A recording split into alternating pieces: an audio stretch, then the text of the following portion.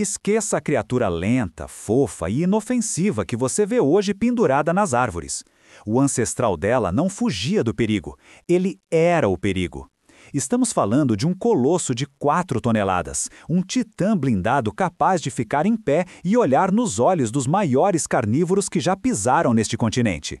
Um verdadeiro tanque de guerra biológico que dominou a América do Sul por milhões de anos. Mas como algo tão poderoso, tão aparentemente indestrutível, simplesmente evaporou da face da Terra sem deixar rastros? A resposta vai te surpreender e vai muito além de apenas mudanças climáticas. O fim desses gigantes envolveu uma combinação letal de eventos e a chegada de um superpredador invasor que mudou as regras do jogo para sempre. Seja bem-vindo ao Feras Ancestrais. Hoje nós vamos revelar a verdadeira e brutal razão da extinção da preguiça gigante. Para compreender a magnitude da tragédia que foi a extinção desses seres, primeiro você precisa entender o que exatamente foi perdido. Esqueça qualquer comparação com as preguiças atuais. O abismo evolutivo entre elas é imenso. Estamos falando aqui do Megatherium americano e do seu primo que habitava o que hoje é o Brasil, o colossal Eremotherium. Essas não eram criaturas passivas, eram titãs biológicos. Imagine um animal que, ao se erguer sobre as patas traseiras, projetava uma sombra de 6 metros de altura. Isso é mais alto que uma girafa adulta, mais alto que a fachada de uma casa de 2 andares. Eles pesavam até 4 ou 5 toneladas, rivalizando em massa com os elefantes africanos modernos. Mas, diferente dos elefantes, eles tinham mãos, e nessas mãos ostentavam garras curvas e maciças, verdadeiras foices de queratina que podiam medir dezenas de centímetros. Claro, a ciência nos diz que essas garras serviam primariamente para agarrar galhos altos e descascar árvores.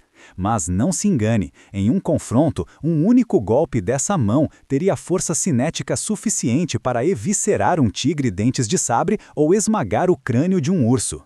E se a força bruta não fosse suficiente, a preguiça gigante tinha uma segunda linha de defesa, um segredo escondido sobre a pele grossa e peluda. Elas possuíam osteodermas. Pense nisso como uma armadura medieval biológica. Eram nódulos de osso puro, duros como pedra, embutidos dentro da derme, formando uma espécie de cota de malha natural invisível. Tentar morder uma preguiça gigante adulta era como tentar morder um pneu de trator recheado com pedregulhos. As presas de predadores e os bicos das aves do terror muitas vezes se estilhaçavam ao tentar perfurar esse escudo vivo. Elas eram, para todos os efeitos, tanques de guerra biológicos, praticamente invulneráveis à maioria das ameaças naturais da época. O impacto dessas feras no ambiente era tão brutal quanto sua anatomia. Elas não apenas viviam na floresta e no cerrado, elas moldavam o mundo à sua volta. Com sua força descomunal, elas não precisavam se limitar aos galhos baixos ou esperar as folhas caírem. Elas simplesmente abraçavam troncos inteiros e os derrubavam no chão com a força bruta para alcançar o alimento. Eram os engenheiros do ecossistema, abrindo clareiras na mata fechada, derrubando barreiras naturais e criando caminhos que outros animais usariam por séculos. Mas talvez a prova mais impressionante e aterrorizante do poder desses animais esteja escondida sobre os nossos pés, especialmente aqui no sul do Brasil. Estamos falando das paleotocas. Durante muito tempo, geólogos e exploradores olharam para túneis imensos escavados em rochas sedimentares e pensaram ser formações naturais estranhas ou obras de civilizações humanas perdidas. Mas as marcas nas paredes contam outra história. São marcas de garras, garras gigantescas. Esses animais escavavam complexos de túneis subterrâneos que desafiam a lógica. Alguns desses túneis têm centenas de metros de comprimento, com galerias largas e altas o suficiente para que você, hoje, pudesse caminhar lá dentro de pé confortavelmente sem encostar a cabeça no teto. Imagine a quantidade de terra e rocha que precisou ser removida. Imagine o esforço hercúleo de gerações de preguiças cavando essas fortalezas subterrâneas para se protegerem das intempéries ou criar seus filhotes em segurança.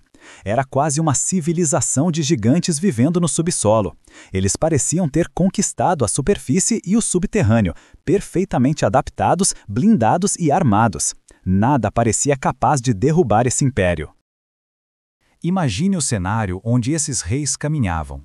Estamos falando do auge do Pleistoceno, a famosa Era do Gelo. Mas aqui na América do Sul, o gelo ficava restrito aos Andes e ao extremo sul do continente. No Brasil, o que dominava a paisagem não era a neve, mas sim vastas savanas secas, um cerrado ancestral, muito mais árido, frio e extenso do que o que conhecemos hoje. Era um equilíbrio delicado, construído ao longo de éons. Predadores e presas evoluíram juntos numa dança mortal. O tigre dentes de sabre sabia como atacar, e a preguiça gigante sabia exatamente como se defender. O jogo era justo, as regras eram claras. Mas então, o jogo virou. O Istmo do Panamá se tornou uma ponte sólida entre as Américas, e por ela não vieram apenas outros animais. Veio um invasor. Um predador estranho, vindo do norte. Ele era bípede, não tinha garras afiadas, não tinha presas gigantes saindo da boca, e sua pele era fina e sem pelos. Parecia frágil. Mas ele trazia algo muito mais perigoso do que força bruta. Ele trazia tecnologia. O Homo sapiens entra em cena. Não pense nesses primeiros humanos que chegaram à América do Sul como homens das cavernas primitivos e estúpidos batendo pedra sem sentido. Pense neles como o predador mais eficiente, coordenado e adaptável que a natureza já produziu. Eles dominavam o fogo, coordenavam caçadas complexas em grupo usando uma linguagem sofisticada. E o mais importante, carregavam lanças com pontas de pedra lascada, projetadas especificamente para perfurar couro grosso e causar sangramento massivo. Quando esses dois mundos colidiram, o resultado foi catastrófico. Para uma preguiça gigante, aquele pequeno ser humano parecia inofensivo. Ela não tinha um instinto evolutivo de fuga contra nós. Na cabeça do animal, nada tão pequeno poderia ser uma ameaça real. Ela olhou para o humano e não viu um predador, viu apenas uma curiosidade. Esse fenômeno fatal é o que os cientistas chamam de fauna ingênua. Elas não correram, elas não se esconderam, elas ficaram paradas. Já para os humanos, a perspectiva era outra. A preguiça não era apenas um animal majestoso, era uma montanha de carne, pele e ossos úteis. Era um alvo lento, visível a quilômetros de distância na savana aberta e incrivelmente rentável. Abater um único adulto poderia alimentar uma tribo inteira por semanas. É aqui que entra uma das teorias mais brutais e controversas da paleontologia, a hipótese da Blitzkrieg, ou sobrematança, proposta pelo cientista Paul Martin. A ideia é aterrorizante pela sua simplicidade. Ela sugere que à medida que os humanos avançavam para o sul do continente, eles encontravam essas presas que não sabiam se defender dessa nova ameaça tecnológica. O massacre não foi fruto de milênios de convivência pacífica ou equilíbrio, foi um ataque relâmpago. Imagine a cena, um grupo de caçadores cercando um Eremotherium. Eles não precisavam chegar ao alcance das garras mortais da preguiça. Eles podiam atacar à distância com segurança. A armadura de ossos sob a pele, os osteodermas que protegiam contra mordidas de onças e dentes de sabre, não era páreo para lanças arremessadas com precisão e força cinética, em pontos vitais como o pescoço ou a barriga. O gigante caiu, não por ser fraco, mas por estar enfrentando uma guerra para a qual a evolução não teve tempo de prepará-lo.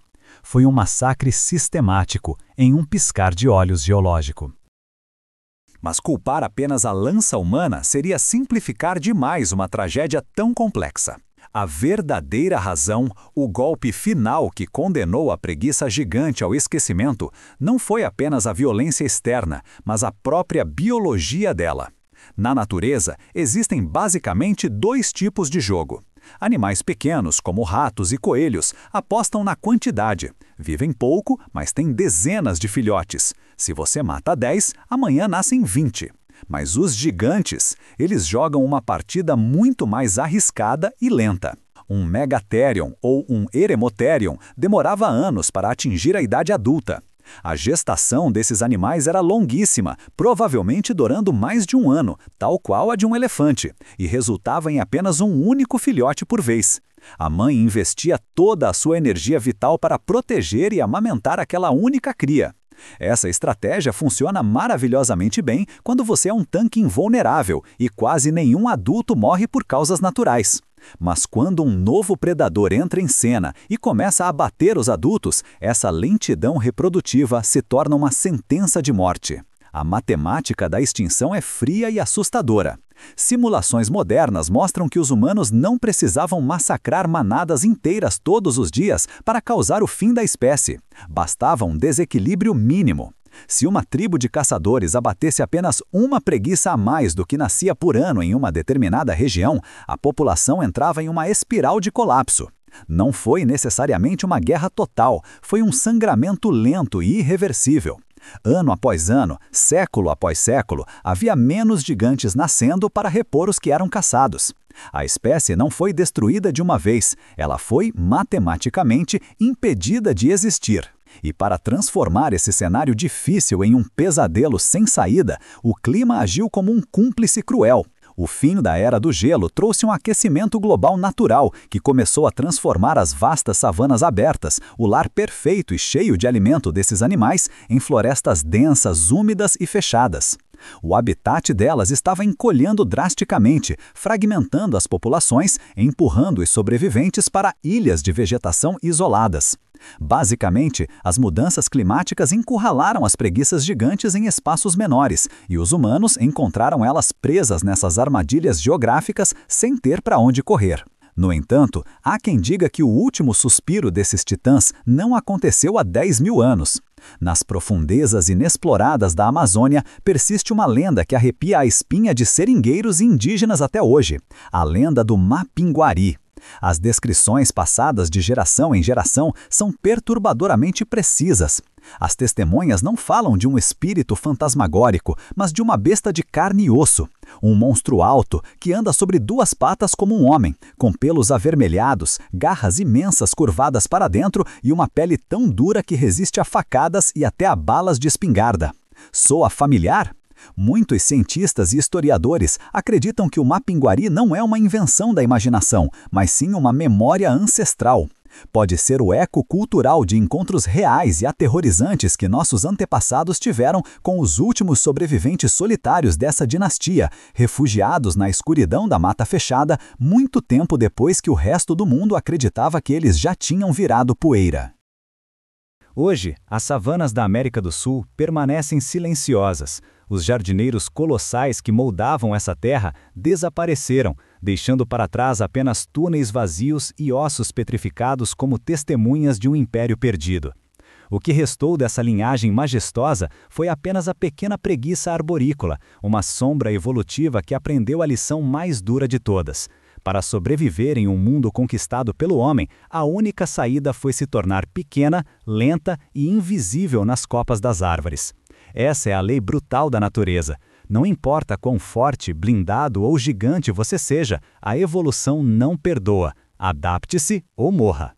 Se você quer desenterrar a história dos outros monstros que reinaram na Terra antes de nós, se inscreva agora no Feras Ancestrais. Deixe seu comentário dizendo qual titã devemos investigar no próximo vídeo.